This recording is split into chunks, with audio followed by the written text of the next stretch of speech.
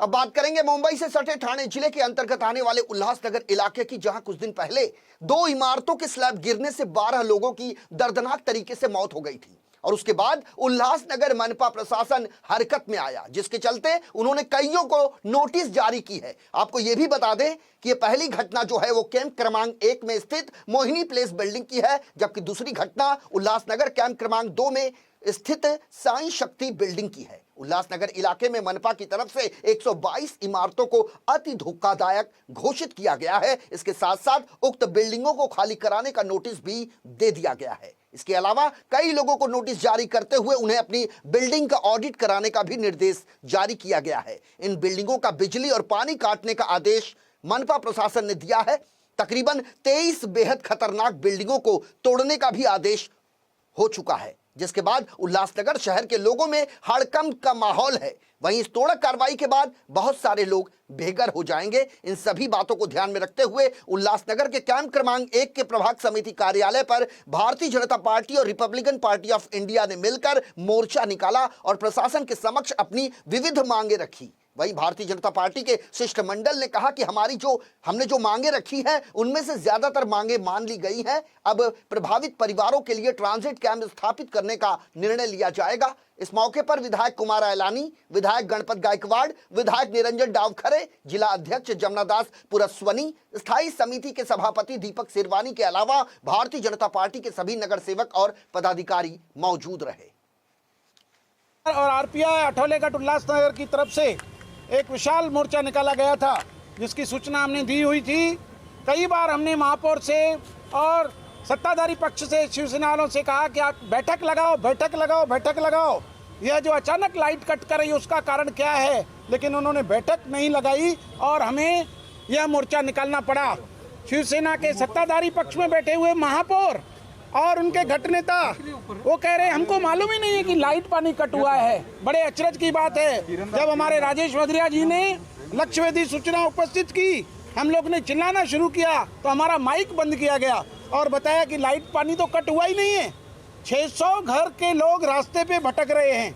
28 बिल्डिंगों का लाइट पानी कट किया गया है। सत्ता में बैठे हुए शिवसेना के लोगों को, महापौर को मालूम नहीं है कि लाइट कट की गई है। बड़े अचरज की बात है। कई बार हमने उन्हें निवेदन किया बैठक लगाओ, नहीं लगाई। हमने मोर्चा निकाला।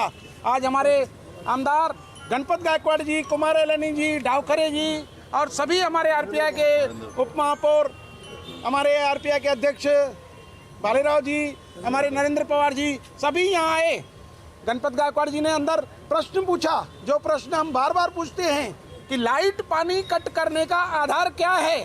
आपने आंखों से देखा बिल्डिंग डेंजर है और आपने लाइट कट कर दिया।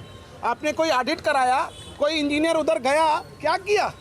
इसलिए हमने ये मोर्चा निकाला। कुठल्याही स्ट्रक्चर ऑडिट केल्याशिवाय कोणी ठरवू शकत नाही धोकादायक आहे का, आणि कुठल्याही बिल्डिंगचं आम्ही समर्थन करत नाही। जी पडणारी बिल्डिंग असेल ती पाडलीच पाहिजे, पण लोकांना बेघर करून त्या लोकांचं राहायची सोय न करता जबरदस्तीने त्यांचं खाली करणं, खरं तर आपण जो प्रश्न त्याचा जो विचारला त्याचा आम्ही राजकारण करू इच्छित नाही।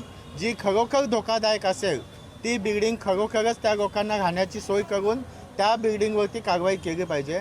पण ज्या बिल्डिंगी धोकादायक नाही आहेत आणि सत्ताधाऱ्यांना त्या डेव्हलप करायच्या आहेत, अशा बिल्डिंगमध्ये लोकांना बाहेर काढून जबरदस्तीने त्या बिल्डिंग तोडू नये, हीच विनंती आहे। हमने सरकार से ये मांगनी की है कि उल्लासनगर में जो धोखादायक बिल्डिंग है, एक तो उनको रीडेवलपमेंट करने की परमिशन दी जाए। जो आज ये बिल्डिंग जिस तरीके से बनी हुई है उतनी उनको एफएसआई मिलनी चाहिए। दूसरा, उसके अलावा उनको जो भी फ्लैट ओनर्स है उनको जिनके पास भी एग्रीमेंट है या टैक्स पावती है या लाइट बिल है, पानी का बिल है, उसको मालकाना हक मिलना चाहिए। दूसरा, रेडी रिकनर जो रेट 2005 का है वो लागू होना चाहिए। आज का रेडी रिकनर रेट लगेगा तो कोई भी आम जनता अपना रेडी रिकनर का रेट नहीं भर पाएगी, तो 2005 का रेडी रिकनर का रेट लगना चाहिए। आज हम सरकार से बार बार ये कहते आए हैं, करेस्पॉन्डिंग करते आए हैं कि जल्दी से जल्दी इनको रीडेवलपमेंट की परमिशन दी जाए। उल्लासनगरमध्ये ज्या 23 बिल्डिंग अति धोकादायक आणि नंतरच्या ज्या बिल्डिंग धोकादायक ज्या 116 बिल्डिंग ज्या आहेत त्या संदर्भामधला आणि 1500 बिल्डिंगच्या नोटिसच्या संदर्भात आमच्या मोर्चामध्ये आम्ही जे निवेदनं दिली होती त्या निवेदनानुसार 1500 बिल्डिंगचा जो विषय होता नोटिसांचा, तो नोटिसांचा विषय त्यांनी प्रलंबित केला का बाबा हे आमच्याकडून चुकीने झालेल्या गोष्टी आहेत. पण 116 बिल्डिंगच्या संदर्भातला जो नोटिसा होता त्याच्यापैकी 31 बिल्डिंगची लाईट आणि पाणी कापलेली आहे.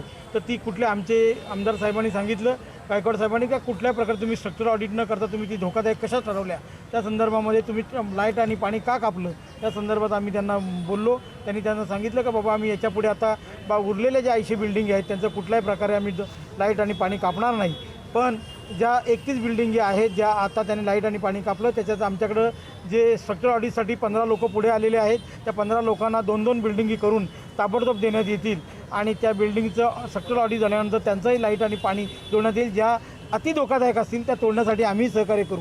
महापालिकेच्या कायद्यानुसार ज्या काही धोकादायक बिल्डिंगी असतात त्यांना आपण दरवर्षी पावसाळ्यापूर्वी नोटिसा देतोच की तुमची बिल्डिंग धोकादायक आहे, ती आयडर तुम्हाला तोडावी लागेल जर ती अति धोकादायकमध्ये येते C1 कॅटेगरीमध्ये, आणि बाकीच्या कॅटेगरीमध्ये राहून किंवा बाहेर वॅकेट करून आपल्याला दुसरी करायची असते.